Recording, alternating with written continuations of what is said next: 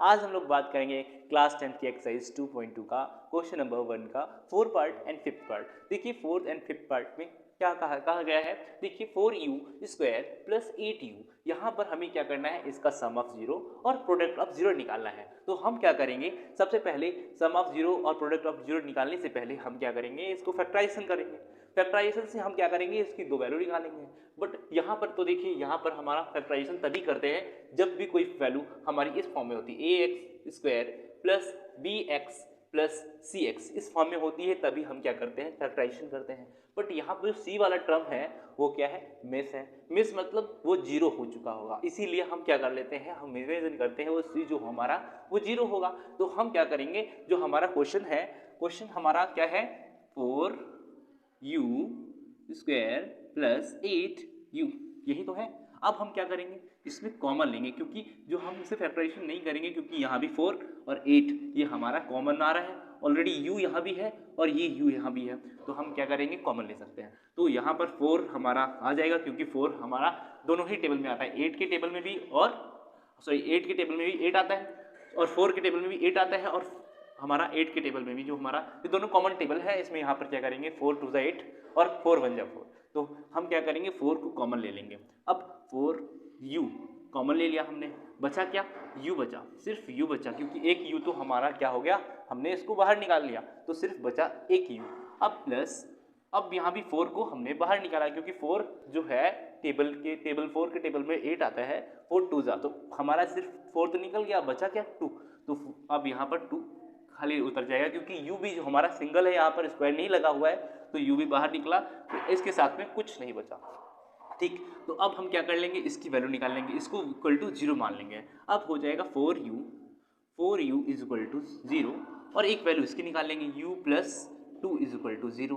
तो u की दो वैल्यू निकलेंगी, क्यों निकलेंगी, क्योंकि मैंने बताया, क्योंकि ये हमारा जो होता है, ये पावर 2, जो पॉलिनोमियल्स हमारा क्या होता है, जिसकी पावर 2 होती है, हाईएस्ट डिग्री 2 होती है, तो अगर किसी भी पॉलिनोमियल्स की डिग्री 2 है तो उसकी दो वैल्यू निकलेगी, ठीक है। अगर 3 है तो वो 3 वैल्यू निकलेगी। बट अब यहाँ पर देखिए क्या है, जीरो, तो अब हम क्या करेंगे, u की वैल्यू निकालेंगे, 0/4, तो क्या होगी, u की वैल्यू भी आएगी जीरो। एक तो u की वैल्यू जीरो आई, और एक u की वैल्यू क्या आएगी भाई, u इज इक्वल टू, ये उधर जाएगा तो क्या हो जाएगा, -2। ऐसे करके हमने क्या किया, u की दोनों वैल्यू निकाल ली। अब हम क्या करेंगे, सबसे पहले ये हमारा अल्फा और ये हमारा बीटा मान लेते हैं, ठीक है, एक अल्फा और एक बीटा मान लेते हैं। अब क्या करेंगे, हम सम ऑफ जीरो और प्रोडक्ट ऑफ जीरो निकालेंगे। तो सम ऑफ जीरो और प्रोडक्ट ऑफ जीरो निकालने का फॉर्मूला भी पता होना चाहिए, क्या होता है भाई, सम ऑफ जीरो का फॉर्मूला होता है, क्या होता है, हमारा अल्फा प्लस बीटा, जो भी हमने दो वैल्यू निकाली है, वो एक को भी अल्फा माना, एक को बीटा माना। अब हम इसके इक्वल टू क्या होता है, -b/a, यही होता है फॉर्मूला। ठीक, अब हम क्या करेंगे, अल्फा हमारा क्या है, जीरो, तो जो भी हमने वैल्यू निकाली उसी को पुट कर देंगे जीरो, और बीटा हमारा क्या है, -2, तो -2 को पुट कर दिया। ठीक, इतनी बात समझ में आई। अब क्या करेंगे, यहाँ पर ब्रैकेट लगा देंगे, क्योंकि यहाँ भी प्लस है यहाँ भी माइनस, तो दोनों एक साथ नहीं लिख सकते, तो ब्रैकेट लगा देंगे मल्टीपल में। अब इक्वल टू हमारा क्या हो जाएगा, b माइनस बी हमारा कितना है, हम इससे कंपेयर करेंगे, ये -b रहा, b हमारा क्या है, 8 है, लेकिन वो प्लस का है तो हम माइनस, और यहाँ भी क्या है, 8 हमारा प्लस का है, और a हमारा कितना है भाई, a हमारा है, ये रहा a, ठीक है। देखो हमारा ये फॉर्मेशन होता है ऐसे करके, तो ये हमारा c हो गया, ये हमारा b हो गया, ये हमारा a हो गया, तो a हमारा 4 है, तो a हमारा क्या है, 4 हो जाएगा।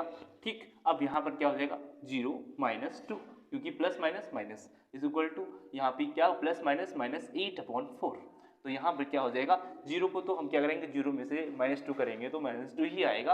अब क्या हो जाएगा, 4 2 8, तो यहाँ भी क्या आएगा, -2। तो हमने क्या किया, सम ऑफ जीरो को क्या करा, वेरीफाई कर लिया, LHS और RHS दोनों ही हमारे इक्वल हो गए। हम ऐसे करके क्या करेंगे, ऐसे ही हम प्रोडक्ट ऑफ जीरो भी निकाल लेते हैं। क्या निकाल लेते हैं, प्रोडक्ट ऑफ जीरो। सबसे पहले हमें ये पता होना चाहिए, जो हमारे अल्फा और बीटा, तो हमें तो पता है भाई अल्फा और बीटा क्या है, तो अब प्रोडक्ट ऑफ जीरो निकालने के लिए क्या करेंगे, प्रोडक्ट ऑफ जीरो निकालने के लिए फॉर्मूला पता होना चाहिए, alpha multiply beta is equal to c/a।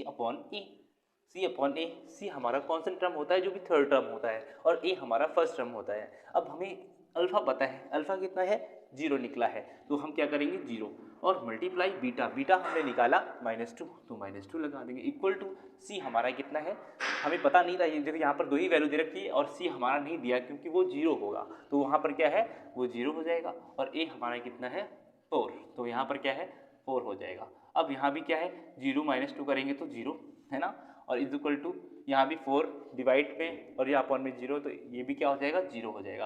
तो ऐसे करके क्या किया हमने LHS और RHS प्रोडक्ट ऑफ 0 का भी निकाला। तो आई होप समझ में आया होगा ये फर्स्ट क्वेश्चन। अब हम बात करेंगे सेकेंड क्वेश्चन।